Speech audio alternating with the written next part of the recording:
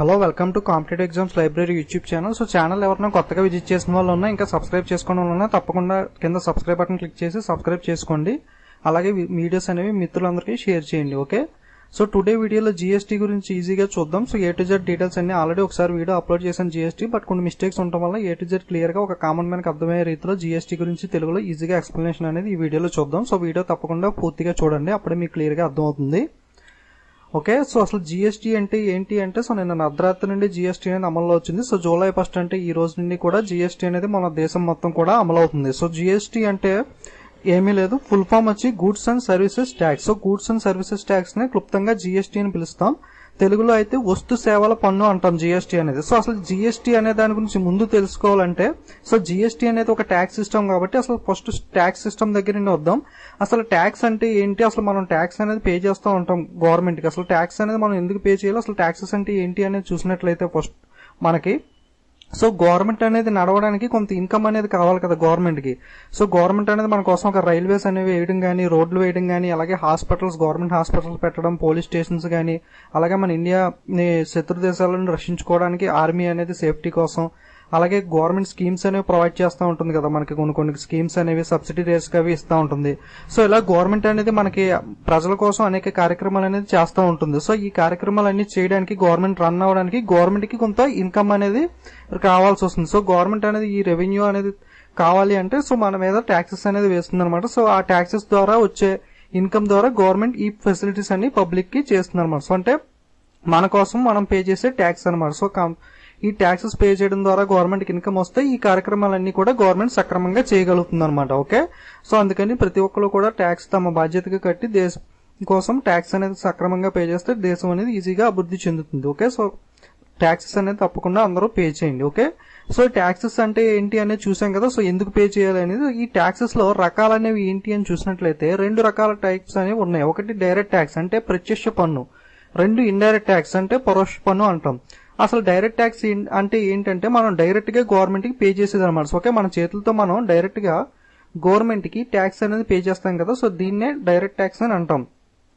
Suppose example చూసినట్లయితే ఒక income tax గానీ, ప్రాపర్టీ ట్యాక్స్ గానీ. సో ఇన్కమ్ ట్యాక్స్ అంటే మనం సంపాదించే సంపాదనపై, ఇన్కమ్ పై మనం పే చేసే గవర్నమెంట్ కి పన్ను. సో ఇన్కమ్ ట్యాక్స్ అనేది మనం డైరెక్ట్ గా గవర్నమెంట్ దగ్గరికి వెళ్లి పే చేస్తాం. అలాగే ప్రాపర్టీ ట్యాక్స్ అంటే ఆస్తి పన్ను. సో ఇంటి పన్ను అని కూడా అంటాం కదా.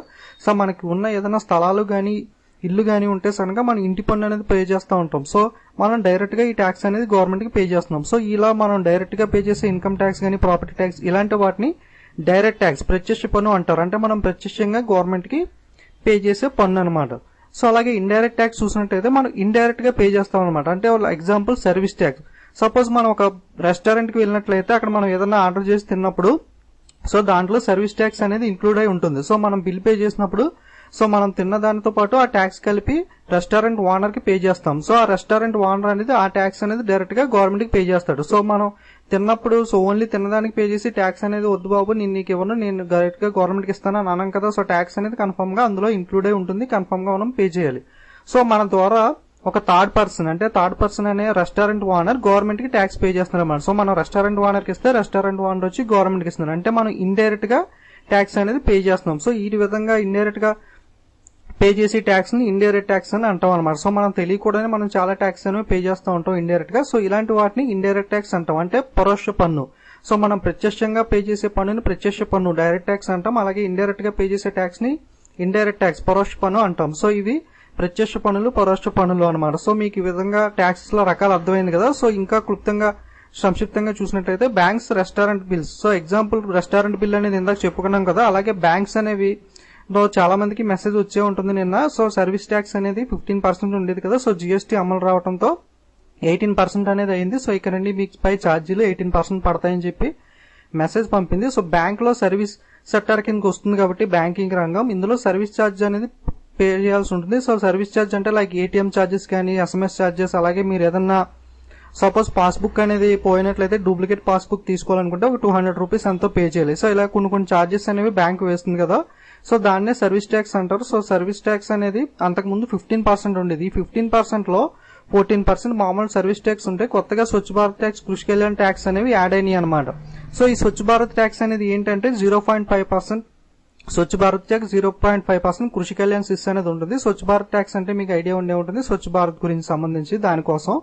అలాగే కృషి కళ్యాణ్ సెస్ అనేది అగ్రికల్చర్ కి సంబంధించిన అభివృద్ధి కోసం తీసుకునే ట్యాక్స్ అనమాట. సో టోటల్ గా మనం 15% అనేది సర్వీస్ ట్యాక్స్ అంతకుముందు పే చేసేవాళ్ళం. బట్ ఇప్పుడు జీఎస్టీ వచ్చినప్పుడు ఇక నుండి 18% అనేది సర్వీస్ ట్యాక్స్ పే చేయాల్సి ఉంటుంది అనమాట. అంటే 3% అనేది నాన్ జీఎస్టీలో ఉన్నప్పటికీ ఇప్పటికీ పెరిగింది అనమాట. సో ఈ టైప్ ఆఫ్ లో ఇన్కమ్ ట్యాక్స్, ఇండైరెక్ట్ ట్యాక్స్ అన్ని ఉంటాయి కదా. సో ఇలాంటి ఇండైరెక్ట్ ట్యాక్స్ అన్నిటినీ కూడా కలిపి ఒకే ఒక ట్యాక్స్ అనేది తీసుకొస్తున్నారు అనమాట. అదే జీఎస్టీ అనేది. ఓకే, ఈ డైరెక్ట్ ట్యాక్స్ కి జీఎస్టీకి సంబంధం అనేది లేదు. So income tax, property tax ఇలాంటి డైరెక్ట్ గా మనం పే చేసే ట్యాక్స్ అన్ని కూడా మామూలుగా పే చేస్తాం, అందులో ఎటువంటి మార్పు ఉండదు. బట్ ఇండైరెక్ట్ గా పే చేసే ఇండైరెక్ట్ ట్యాక్స్ అన్నింటి ప్లేస్ లో మాత్రమే ఈ జీఎస్టీ అనేది వచ్చిందనమాట. సో జీఎస్టీ అనేది ఏ ట్యాక్స్ రీప్లేస్ చేస్తుందో కొన్ని ఎగ్జాంపుల్స్ చూద్దాం. Like excise tax, VAT tax, service tax, luxury tax, purchase tax, entry tax, state VAT tax and advertisement. So entertainment tax ఇలాంటి ట్యాక్స్ అన్ని కూడా చాలా రకాలుగా ఇండైరెక్ట్ ట్యాక్స్ అనేవి ఉంటాయి. సో మీరు వీటి గురించి మీకు అంత ఇంపార్టెంట్ గా తెలుసుకోవాల్సిన అవసరం లేదు, ఎందుకంటే ఇకపై ఈ ట్యాక్సెస్ అనేవి ఏవి ఉండవు కాబట్టి. ఈ జీఎస్టీలో ఉన్న ఇండైరెక్ట్ ట్యాక్స్ అన్నింటి ప్లేస్ లో ఇప్పుడు జీఎస్టీ అనేది వస్తుంది. ఒకే దేశం ఒకే పన్ను అనమాట. ఓకే, సో డిఫరెంట్ స్టేట్ లో అంతకు ముందు ఒక్కొక్క స్టేట్ లో ఒక్కొక్క పన్ను కూడా ఉండేది. సో ఒక్కొక్క ప్రోడక్ట్ మీద డిఫరెంట్ ప్రోడక్ట్స్ ట్యాక్సెస్ అనేవి ఉండేది. సో ఒక సోప్ ఉన్నది ఉంటే దాని మీద డిఫరెంట్ ట్యాక్సెస్ అనేది ఉండేది. అలాగే ఒక్కొక్క స్టేట్ లో కూడా ఒక్కొక్క ట్యాక్స్ అనమాట. సో ఒక టేస్ట్ లో ఒక ప్రోడక్ట్ మీద ఎక్కువ ట్యాక్స్ ఉంటే ఒక స్టేట్ లో తక్కువ ట్యాక్స్ అనేది ఉంది.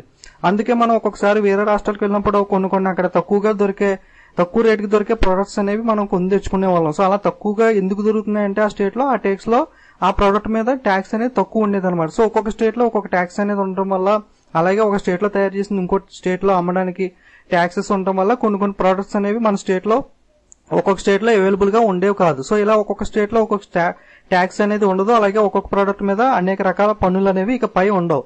సో ఒక్క దేశం మొత్తం మీదగా అన్ని రాష్ట్రాల్లో కాకుండా అన్ని దేశంలో ఇండియా మొత్తం ఒకే పన్ను అనేది ఉంటుంది. అలాగే ఒక ప్రోడక్ట్ మీద అనేక రకాల పన్నులు ఉండవు కదా, ఒకే ఒక పన్ను GST, goods and service tax ఉంటుంది. Okay, so one India one tax అనమాట జీఎస్టీ అనేది. సో డైరెక్ట్ ట్యాక్స్ కి ఏం సంబంధం లేదు, ఇండైరెక్ట్ ట్యాక్స్ లో ఉన్న ట్యాక్స్ అన్ని కూడా జీఎస్టీ అనేది రీప్లేస్ చేస్తుంది. సో ఇక్కడ దాకా మీకు క్లియర్ కదా. సో ట్యాక్స్ అంటే ఏంటి, మనం ట్యాక్స్ అనేది ఎందుకు పే చేయాలి, అలాగే ట్యాక్స్ లో ఉన్న రకాలు డైరెక్ట్ ట్యాక్స్, ఇండైరెక్ట్ ట్యాక్స్ అనేది గురించి చెప్పుకున్నాం కదా.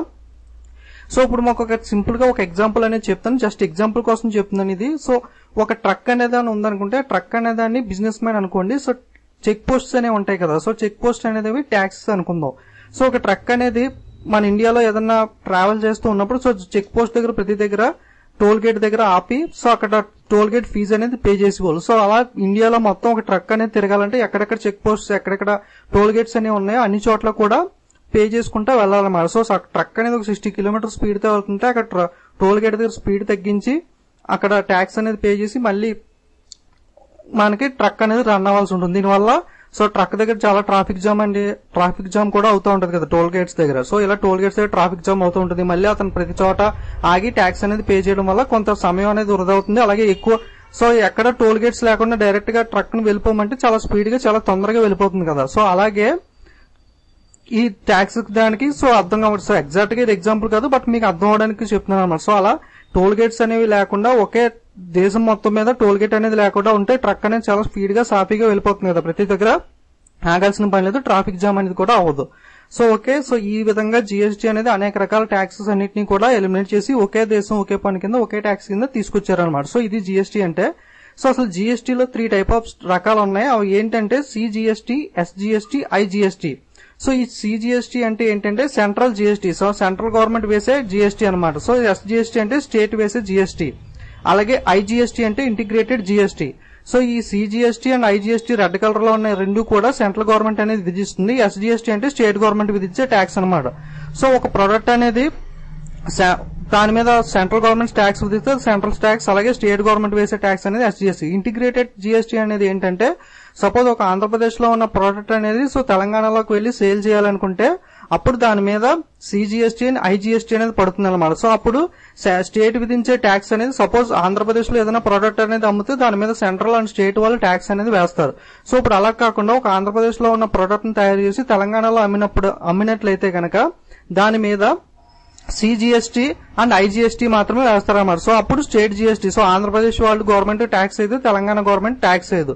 సో సెంట్రల్ గవర్నమెంట్ ట్యాక్స్ వేసి సెంట్రల్ జిఎస్టీ అలాగే ఇంటిగ్రేటెడ్ జిఎస్టీ 2 ట్యాక్స్లు వేసి ఆ వచ్చిన లాభాన్ని తెలంగాణ ఆంధ్రప్రదేశ్ ఇద్దరికి కూడా సమానంగా పంచుతారన్నమాట. ఓకే, సో మీకు ఒక ఎగ్జాంపుల్ చెప్పాలంటే సో ఆంధ్రప్రదేశ్ లో ఒక బిల్డర్ అనే అతను ఉన్నాడు. అతను సరుకులు అనేది సప్లై చేస్తున్నాడు. సో ఏదైనా రా మెటీరియల్ అతను ఇనుము అనేది సప్లై చేసినప్పుడు ఇనుము మీద ట్యాక్స్ అనేది అతను ముందు ఆల్రెడీ ప్లే చేసి ఉంటాడు. సో కొంత ట్యాక్స్ పే చేసి ఉంటాడు. సో ఇనుము అనేది ఆంధ్రప్రదేశ్ లో అమ్మినప్పుడు అతను 100 రూపాయలు ఇనుము అనుకుంటే ఒక 10 రూపాయలు ట్యాక్స్ పే చేసాడు అనుకుందాం.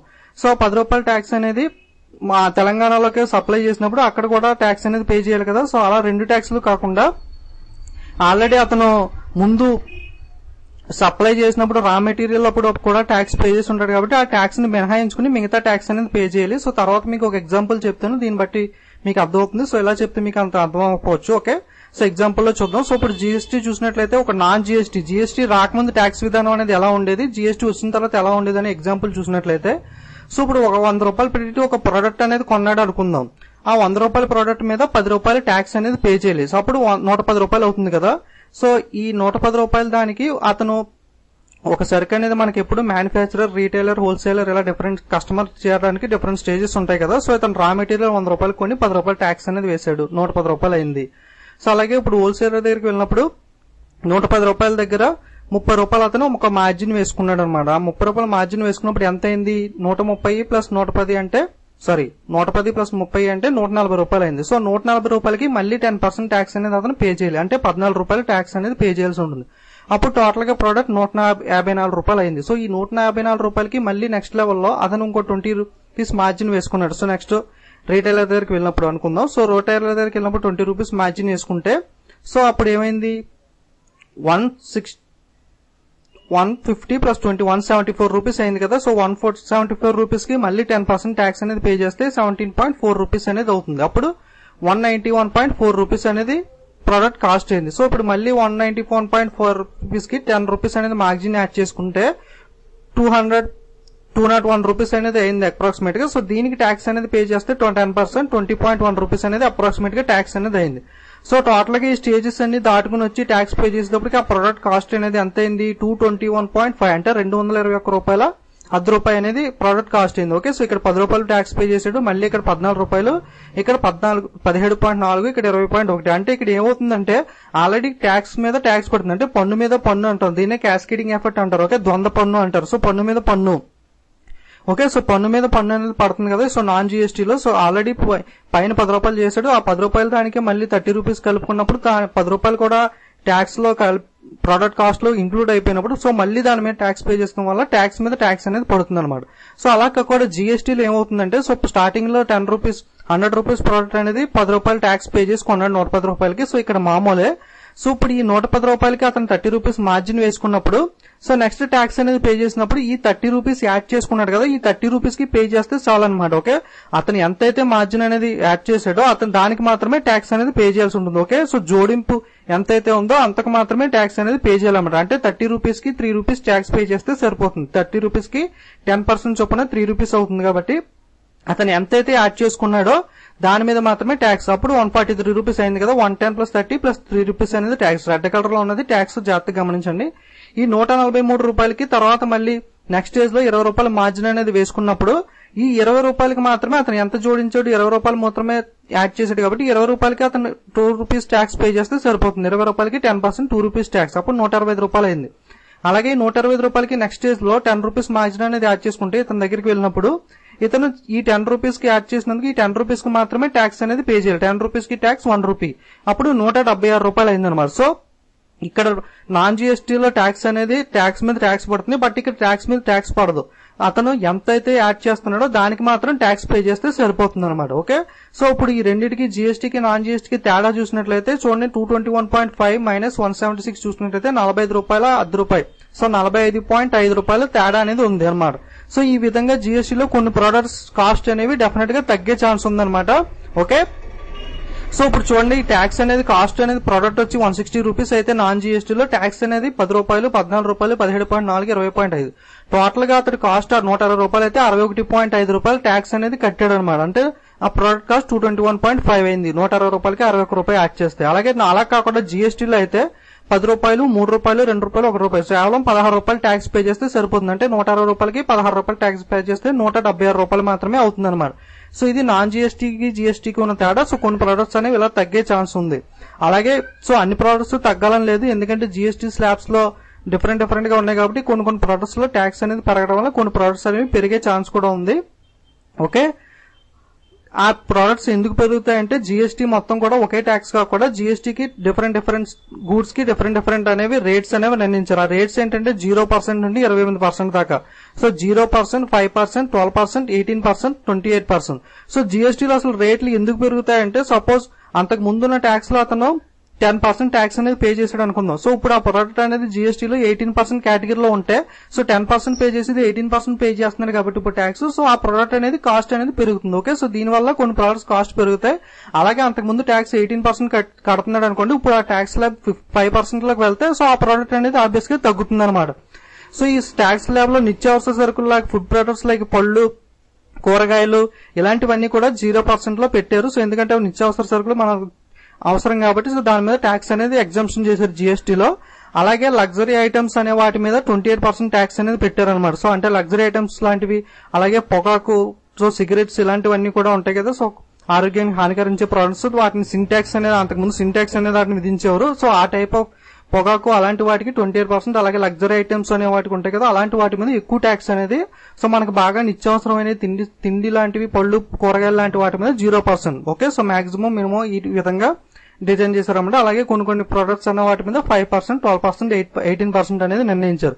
సో ఏ పర్సెంట్ లో ఏ ప్రొడక్ట్స్ వస్తాయని కూడా చెప్పాలంటే సో చాలా ప్రొడక్ట్స్ అనేవి ఉంటాయి ఎగ్జాంపుల్ కి. సో ఈ విధంగా చూడటం వల్ల అన్ని చెప్తే టైం అయిపోతుంది కాబట్టి ఎక్కువ చెప్పట్లేదు. సో డిఫరెంట్ స్టేజెస్ అనేవి ఉన్నాయి. ఓకే, సో అలాగే కొన్ని ప్రొడక్ట్స్ ని జిఎస్టీ నుండి ఎగ్జామ్ కూడా చేశారు. అవి ఏంటంటే పెట్రోల్ అండ్ ఆల్కహాల్ అన్నమాట. ఈ రెండింటిని జిఎస్టీ నుండి ఎలిమినేట్ చేశారు.